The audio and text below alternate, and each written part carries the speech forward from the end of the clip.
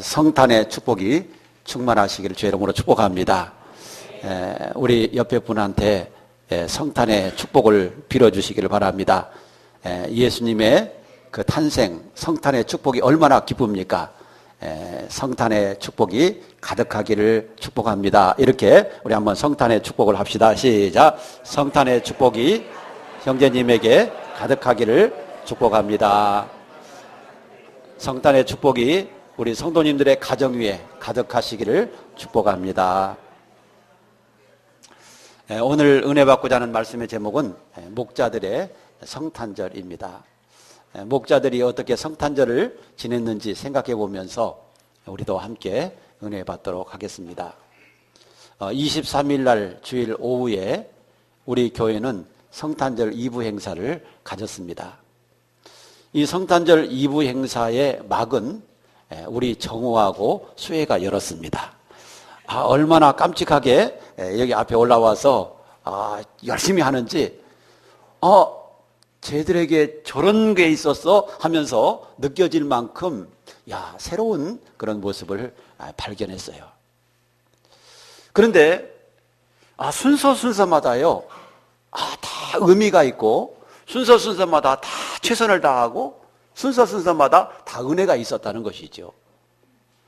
우리 드럼을 연주했던 친구들이라든가 또 워십을 했던 우리 친구들, 또 블랙나이트를 했던 우리 유초등부, 그리고 피아노 합주를 한 민재와 민정이, 윤재와 민정이, 아무튼 둘이 합치면 민재가 되네.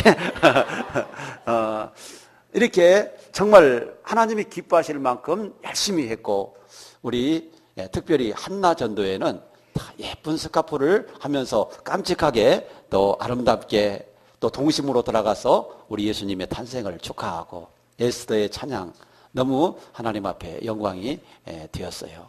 또 우리 중고등부 남자애들 참 씩씩하게 정말 멋있게 했어요. 이 모습을 보면서 우리 예수님은 어떤 생각을 하셨을까?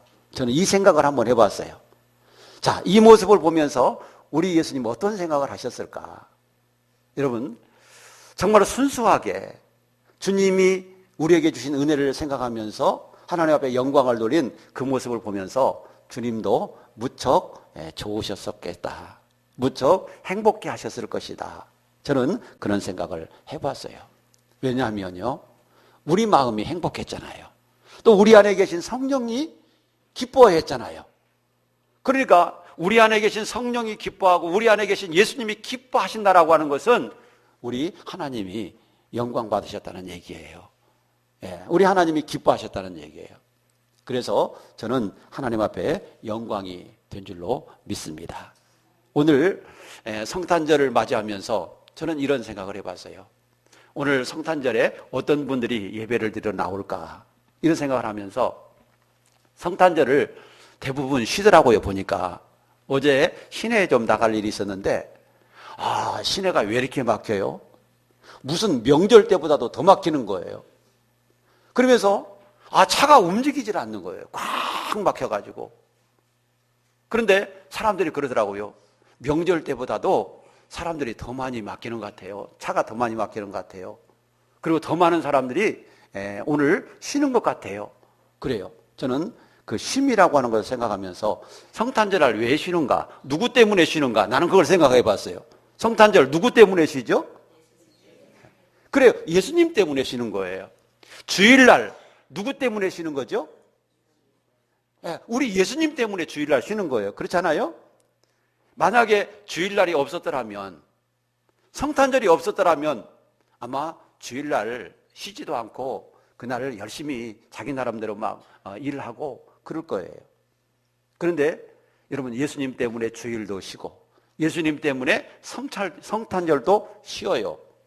그런데 여러분, 성탄절 날 쉬면서 자기의 일을 하고 또 자기 볼일 보러 다니고 그런 것보다도 왜 우리가 성탄절 날 쉬는지, 누구 때문에 쉬는지 그 의미를 생각하면서 이렇게 성탄절에 예배드리기 위해서 주님 앞에 올라오신 여러분들은 참 복되신 분들인 줄로 저는 믿습니다.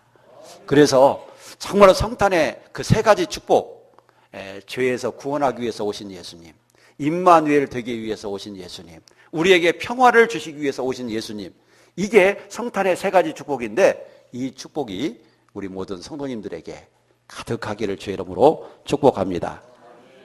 오늘 성경 말씀 속에서 보면 이 목자들의 성탄절 이야기가 기록되고 있습니다. 그런데 여러분, 성탄의 소식을 들은 사람들 중에서 제일로 먼저 성탄의 소식을 들은 사람들은 어떤 사람들이냐면 목자들이었어요. 목자들이 제일로 먼저 천사들로부터 성탄의 소식을 들었던 겁니다. 그래서 이 성탄을 제일로 먼저 가서 축하했던 사람들이 바로 목자들이었어요. 당시에는 하나님을 전문적으로 섬기는 사람들이 많이 있었어요. 제사장들도 하나님을 전문적으로 섬기는 사람이에요. 레위인들도 하나님을 전문적으로 섬기는 사람이에요. 그리고 서기관들도 하나님을 전문적으로 섬기는 사람이에요. 오직 하나님 섬기는 일만 전적으로 하는 사람들이 바로 이런 제사장이나 레위인이나 서기관들이나 이런 사람들은 다른 일 안 하고 오늘날 목사님들이 하나님을 섬기듯이 전적으로 하나님만 전문적으로 섬기는 그런 성직을 가진 그런 분들이에요. 그런데 이런 분들보다도 제일 먼저 천사는 누구에게 예수님의 탄생을 전했나? 바로 밖에서 양을 치던 목자들이었다는 것이죠. 여러분, 우리가 생각하는 목자들은 어떤 사람들입니까? 당시로서는 이 목자들은 천한 직업을 가지고 있는 사람들이었어요. 왜냐하면 이 사람들은요, 늘 양과 함께 살기 때문에 냄새도 나고 또 옷도 더럽고 사람도 추하게 생기고 또 일도 여러분 천하고 그렇기 때문에 당시 사람들은 이 목자들을 별로 중요한 사람들로 여기지 않았고 천시하면서 그 목자들을 생각했던 거예요. 그런데 제사장이나 서기관들이나 또 레위인들, 하나님을 전문적으로 섬기는 이 성직자들을 배제하고 이 목자들에게 천사들이 찾아가서 예수님의 탄생을 가장 먼저 알렸던 이유가 뭘까? 아마 이들에게 어떤 특별한 의미가 있고 그럴 만한 특별한 이유가 있기 때문에 그렇게 한 줄로 저는 믿습니다. 여러분, 오늘 본문 말씀 속에 성탄의 소식을 가장 먼저 들었던 이 목자들은 어떤 사람들이었을까? 우리가 한번 오늘 생각해 보면서 우리들도 이 사람들에게서 배워야 될 것이 뭔가를 생각해 보고 우리가 신앙을 배웠으면 좋겠어요. 여러분, 이 베들레헴에서 양을 치던 이 목자들은 어떤 사람들이었느냐? 첫째는 하나님을 많이 사랑하는 사람이었어요. 따라서 합시다. 하나님을 많이.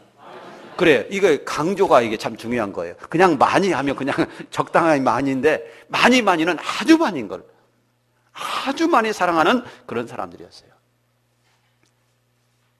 이 베들레헴에서 양을 치던 이 목자들, 천사들이 예수님의 탄생을 전해주었던 이 목자들은 예수님을 많이 사랑한 사람이었다라고 하는 것입니다. 여러분, 느헤미야 3장 14절 말씀 속에서 보면 이런 말씀이 나옵니다. 베닥게렘, 좀 발음이 까다로워요. 히브리 발음이라. 이 베닥게림이라고 하는 게렘이라고 하는 이 지명이 나옵니다. 근데 이 베닥게렘이라고 하는 지역은 어디 있느냐면 예루살렘과 베들레헴 사이에 위치해 있는 그런 마을이에요. 그러니까 그 마을 이름이 베닥게림이에요. 그런데 거기에요, 교회가 하나 지금 가면 세워져 있는데 그 교회가 예수님의 탄생교회라고 하는 그 교회가 세워져 있어요. 그런데 그 예수님의 탄생교회 옆에 보면 이렇게 약간 비스듬한 언덕이 있는데 그 언덕에 큰 바위굴이 있어요. 바위굴. 그런데 그 바위굴이 어떤 굴이냐면 양떼들을 저녁이 되면 그 바위굴 속에 집어넣고, 그 다음에 낮이 되면 그 바위굴에서 나오게 해서 그 골짜기 같은데, 비스듬한 언덕 같은데 풀어놓아서 양들을 치는 그런 곳이 있어요. 자, 그런 곳에서 이 목자들이 지금 양을 치고 있었다는 것이죠. 그런데요, 이 베닥게림, 저도 자꾸만 이렇게 말이 꼬이는데, 베닥게림이라고 하는 이 마을은 어떤 자손들이 살고 있었느냐 하면 레갑의 후손들이 살고 있었어요. 레갑 자손. 여러분, 이 레갑의 후손들이 살고 있었는데, 이 레갑의 후손들이 전통적으로 바로 이곳에서 양을 치고 있었고, 전통적으로 그곳에서 목자의 삶을 사는 그런 사람들이었다라고 하는 사실입니다. 그러면 이 레갑 자손들은 어떤 자손일까? 이 레갑 자손에 대한 이야기는 구약성경 예레미야 35장에 보면 그 레갑 자손에 대한 이야기가 쭉 나와요. 그런데 이 레갑 자손은요, 철저하게 하나님만 잘 섬긴 그런 족속으로, 아주 유명한 족속으로 알려져 있어요. 그래서 이 레갑 자손들은 왕이 우상을 강요해도 절대로 우상을 숭배하지 않았어요. 그러니까 죽었으면 죽었지 우상을 숭배하는 족속이 아니에요. 그리고 이 레갑 자손은 집도 짓지 않아요. 농사도 짓지 않고 술도 마시지 않아요. 그리고 천막 생활을 하면서 오로지 한 가지 일, 목축업만 하는 그런 자손들이에요. 그런데 이 자손들이 이렇게 사는 이유가 있어요. 왜 이 레갑 자손들이 이렇게 살아가느냐? 그 이유는 바로 레갑 자손의 아들, 레갑의 아들 요나답이라고 하는 사람이 있었는데, 그 요나답이 레갑 자손들에게 명령을 했어요. 무슨 명령을 했냐면, 너희는 집도 짓지 말고 농사도 짓지 말고 술도 마시지 말고 포도원도 가꾸지 말고 오직 장막에 살면서 양만 치고 목축업만 해라. 그러면서 하나님만 바라보고 하나님만 섬기고 땅에다 소망을 두지 말고 하나님께 소망을 두고 믿음으로 살아라. 그런 명령을 했어요. 그래서 그 레갑의 후손들이 그 명령을 지키기 위해서 300년 동안 그렇게 사는 거예요. 300년 동안. 그러니까 하나님이 예레미야에게 말씀을 하세요. 예레미야에게, 자, 네가 레갑 자손들을 불러다가 하나님의 성전으로 모으고 거기서 술을 한번 따라줘 봐라. 하나님이 예레미야에게 직접 얘기를 하는 거예요. 예레미야 35장에 그 얘기가 나오는데, 한번 그 사람들을 데려다가 하나님 성전에 있는 방에다가 그 사람들을 앉혀놓고 전부 다 술을 따라서 마시라고 해봐라. 뭐라고 하는지 그 얘기를 들어봐라. 그래서 예레미야가 그 사람들을 불러다가 하나님의 성전에 있는 방에다가 앉혀놓고 전부 포도주를 따라줬어요. 그리고 마셔라. 포도주를 마시라고 하니까 그들이 다 거부를 했습니다. 우리는 마실 수가 없습니다. 우리는 마시지 않겠습니다. 그러니까 예레미야가 당연히 물어보는 거죠. 왜 마시지 않느냐? 왜 마시지 않겠느냐? 물어보니까 그들의 대답이 바로 이것이었습니다. 우리는 우리의 조상이 절대로 포도원 농사도 짓지 말고 포도주도 마시지 말라고 명령했기 때문에 우리가 그 명령을 지키기 위해서 이렇게 우리는 포도주를 마실 수 없습니다. 이렇게 대답을 하는 거예요. 그때 예레미야에게 하나님의 말씀이 임합니다. 뭐라고 임하는 줄 아십니까? 이때 예레미야에게 하나님의 말씀이 주어지는데, 예레미야야, 봐라. 이 레갑 자손들은 자기의 조상이 명령한 것을 지키기 위해서 이렇게 노력하는데, 너희 이스라엘은 내 백성이 아니냐? 그런데 너희는 내 말을 지키려고 이만큼 노력하느냐? 너희가 내 말을 지키기 위해서 이 레갑 자손들처럼 하느냐? 그런데 너희는 나 여호와 하나님의 말씀임에도 불구하고 너희가 내 말을 지키지 않고 있지 않냐? 그러면 하나님은 레갑만큼도 안 되고 그 아들 요나단만큼도 안 되는 그런 분이냐? 하나님이 그 얘기를 하는 거예요. 여러분, 이 베들레헴에서 양을 치던 목자들은 바로 이 레갑 자손들로 알려져 있어요. 이 레갑 자손들이 이 베들레헴 근처에서 양을 치면서 하나님을 바라보고 하나님만을 바라보고 그렇게 살았던 목자들이었다는 것이죠. 여러분, 우리가 왜 하나님께서 천사들을 보내서 예수 그리스도의 탄생을 그들에게 가장 먼저 알렸을까? 그 이유가 이제 조금 이해가 되실지 모르겠습니다. 여러분, 이들이 목자들이 얼마만큼 하나님을 사모하고 얼마만큼 믿음을 지키기 위해서 하나님만 바라보고 애를 썼는지 우리가 알 수 있는 거예요. 그 조상의 유언을 따라서 여러분, 이 땅에 소망을 두지 않기 위해서 집도 안 짓는 거예요. 이 땅에 소망을 두지 않기 위해서 농사도 안 짓는 거예요. 오로지 장막 생활, 우리는 나그네다. 여기서 조금 있다가 장막을 뜯어서 다른 데로 옮기고 거기서 또 풀을 다 뜯기면 또 장막을 뜯어서 다른 데로 옮기고 이렇게 살아야 되는 우리 인생은 나그네다. 이 땅에 소망을 두고 살 것이 아니다. 우리는 나그네이기 때문에 이 땅에다가 소망을 두지 말고 오직 하나님만 바라보고 하나님께 소망을 두고 우리 믿음으로 살자. 여러분, 이런 뜻으로 그들은 농사도 짓지 말고 오직 하나님만 바라보고 살라고 했거든요. 자, 이랬던 목자들에게 천사들이 나타나서 예수 그리스도의 탄생을 가장 먼저 알려줬다라고 하는 사실이에요. 하나님은 어떤 사람에게 은혜를 주시는가? 여러분, 우리가 오늘 이 목자들의 이야기를 통해서 교훈받을 수 있다는 사실입니다.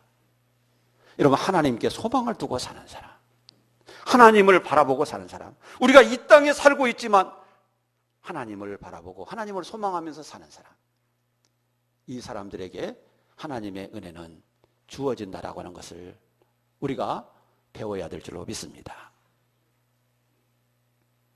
자, 이 목자들은 이렇게 베들레헴 근처에서 천막을 치면서 양을 치면서 그렇게 살아가게 되었습니다.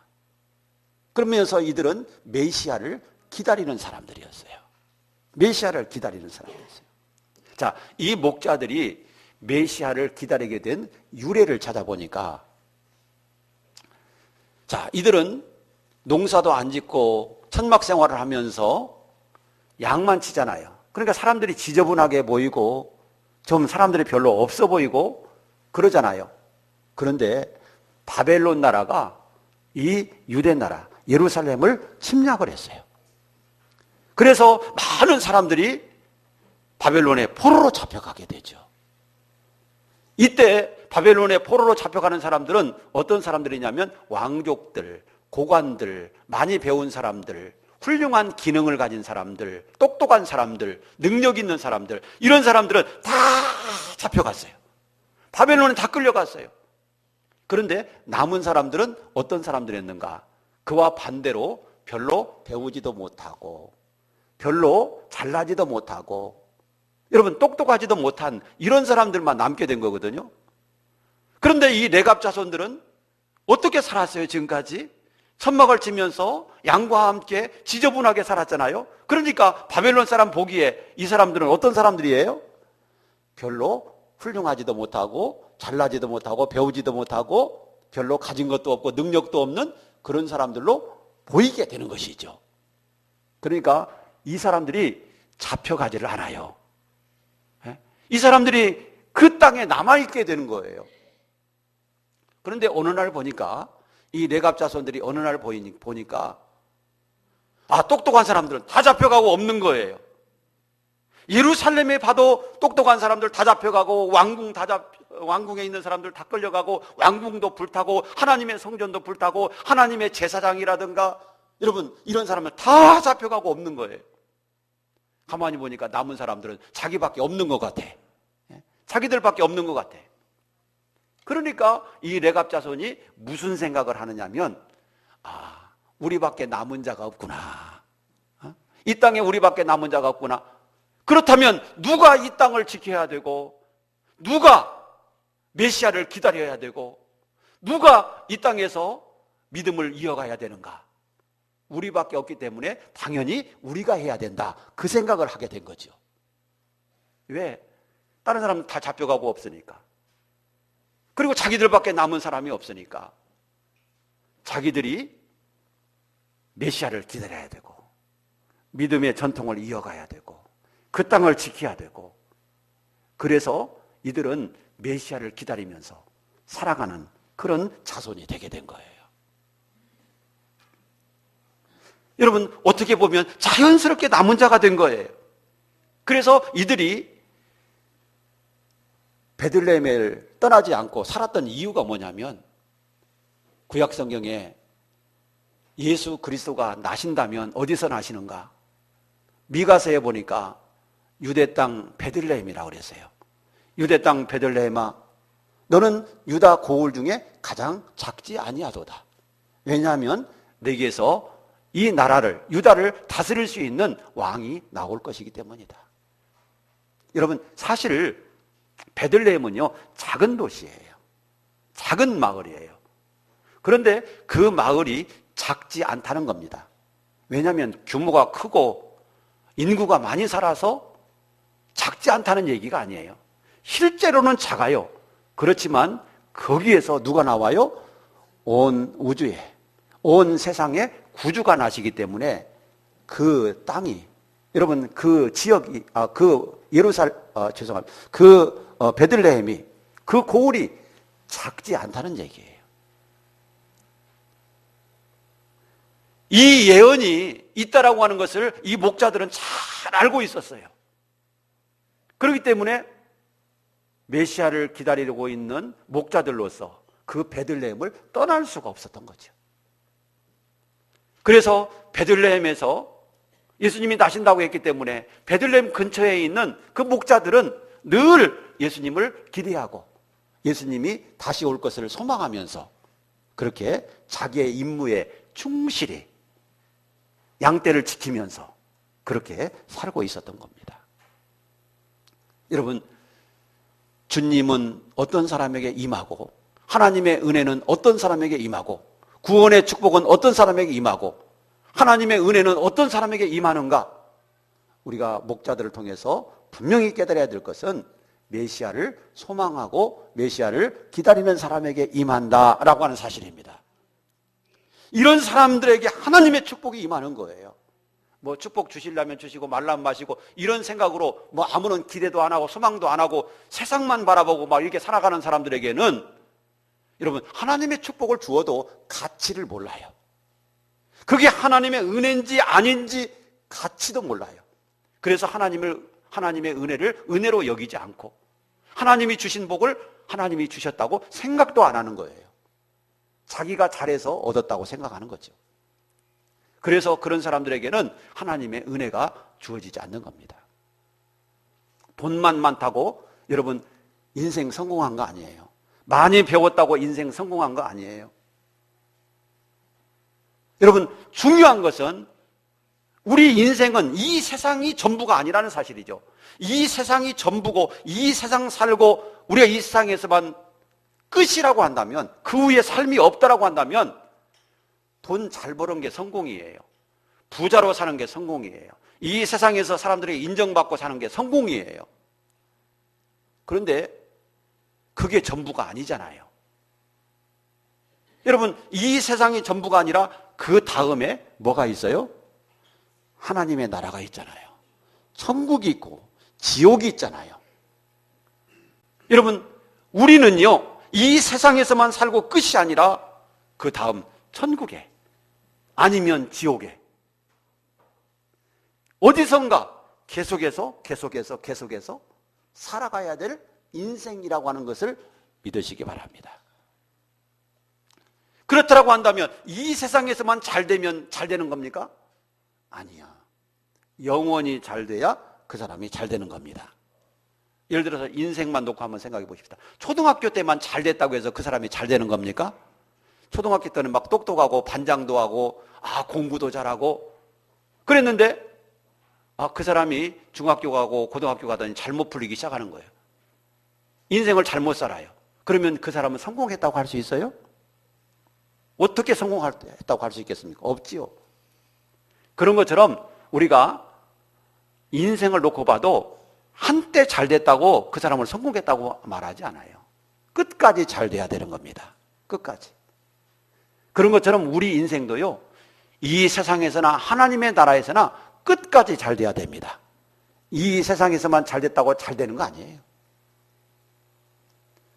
여러분, 이런 하나님의 은혜, 하나님의 축복은 어떤 사람에게 주어지느냐? 하나님을 소망하고 하나님을 바라보는 이런 사람이 이 은혜를 받게 되는 것을 믿으시기 바랍니다. 우리가 잘 아는 누가복음 16장의 그 부자 보세요. 그 사람은 세상에서 성공한 사람이라고 말할 수 있어요. 부자고요, 친구들도 많고요, 아주 고위직에 있었고요, 능력도 있었고요. 여러분, 이만만 하면 성공한 거 아니에요? 이만만 하면 성공했다고 하죠. 그런데 그가 죽은 뒤에 어떻게 됐습니까? 여러분, 불꽃 속에 들어가서 내 혀끝에 물 한 방울만 찍어달라고 절규하면서 이 세상에 가면 내 형제 5명이 있는데 그들은 이런 곳에 오지 않게 해달라고 절규하는 그 모습. 여러분, 이 사람을 우리는 과연 성공한 인생이라고 말할 수 있겠어요?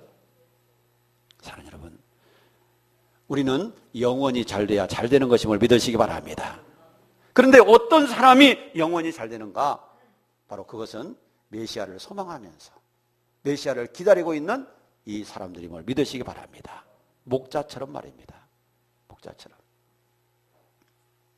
자, 밤중에 이들이 메시아를 소망하면서 양을 치고 있었는데 천사들이 갑자기 나타난 겁니다. 그리고 그 천사들이 무슨 얘기를 해요? 오늘 본문 말씀, 우리가 읽은 말씀을 얘기해 주는 거예요. 자, 한번 같이 다시 한번 읽어볼까요? 10절 11절 시작. 천사가 이르되 무서워하지 말라.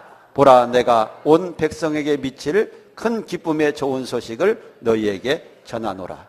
오늘 다윗의 동네에 너희를 위하여 구주가 나셨으니 곧 그리스도 주시니라. 자, 이 소식을 목자들에게 전해준 거죠. 자, 그러니까 이 소식을 듣고 목자들이 어떻게 하느냐 하면 11절, 12절 계속해서 보면 천사들의 말을 듣고, 자, 천사들이 빨리 가서 그 아기 예수를 만나봐라, 이 명령을 받고 빨리 가서 그들이 아기 예수를 만나러 갑니다. 여러분, 지체하지 않고 천사의 명령이, 천사의 소식이 떨어지자마자 그들은 그대로 베들레헴으로 달려가서 아기 예수를 만나고 그 아기 예수께 경배하는 것을 볼 수가 있어요. 우리가 이 모습 속에서 또 하나 배워야 될 게 있어요. 목자들을 통해서, 이 말씀을 통해서 배워야 될 거, 바로 그것은 하나님의 말씀이 떨어지자마자 순종하는 믿음을 가졌다는 얘기예요. 하나님의 명령이 떨어지자마자 여러분 순종하는 믿음, 이 믿음이 있었던 거예요.